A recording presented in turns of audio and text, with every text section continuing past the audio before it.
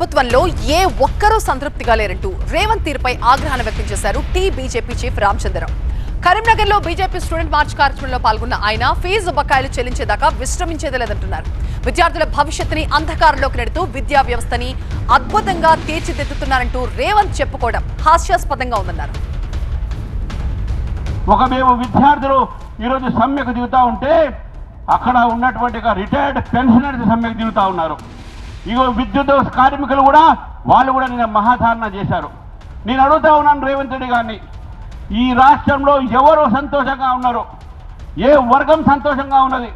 ఇటు రైతులకు రైతు బంధు లేక, ఇళ్ళు లేక, బీదవాళ్లకు సరైనటువంటి పద్ధతిలో ఫీజులు లేక, విద్యా వ్యవస్థ లేక, జీతాలు లేక, పెన్షన్లు లేక ఈరోజు రాష్ట్రం గాలి కొదిలేసినటువంటి పరిస్థితి రేవంత్ రెడ్డి గారికి. గాలి కొట్టుకోపోతున్నటువంటిగా ఇదే వీళ్ళు నిన్న మాట్లాడుతూ ఉన్నారు కాంగ్రెస్ పార్టీ యొక్క మీటింగ్లో. విద్యా వ్యవస్థ అంట బాగు చేయాలంట. అయ్యాను